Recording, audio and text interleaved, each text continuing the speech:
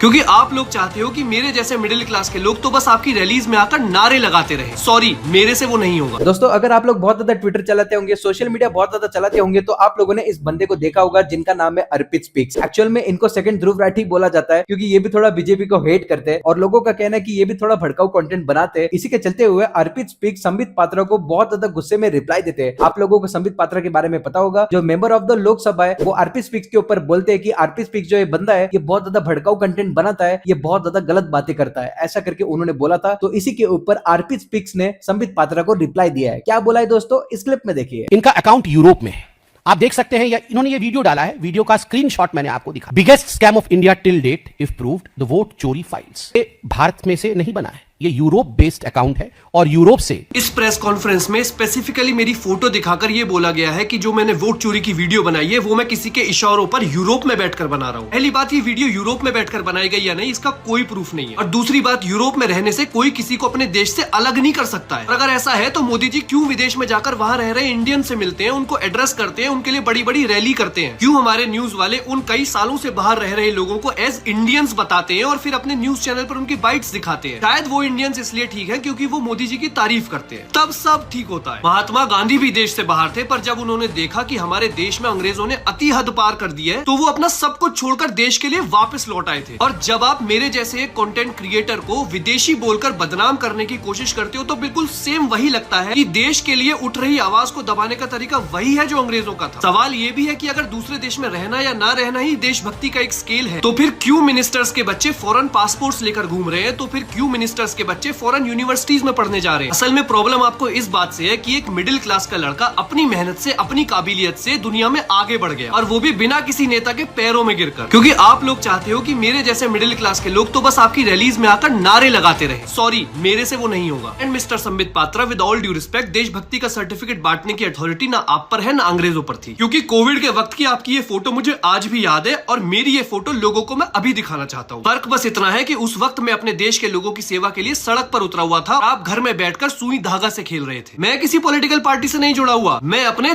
देश से जुड़ा हुआ हूँ, अपनी मिट्टी से जुड़ा हुआ हूँ, और इसीलिए मैं अपने देश की कमियों को इग्नोर नहीं कर सकता। जब मैं दूसरे देशों में ट्रेवल करता हूँ, मुझे दुख होता है वहाँ की बुलेट ट्रेन देखकर, मुझे दुख होता है वहाँ बिना गड्ढों की सड़क देखकर, कि हमारी सरकार पर, हमारे देश में इतना पैसा होने के बाद भी हमारी सरकार हमारे देश के लोगों के लिए बेसिक एमिनिटीज भी, साफ हवा भी प्रोवाइड नहीं कर पा रही है। मैं पैदा इंडियन हुआ था, मैं एज इंडियन ही जी रहा हूँ। मेरी आवाज आपकी किसी प्रेस कॉन्फ्रेंस से नहीं दबेगी। जय हिंद।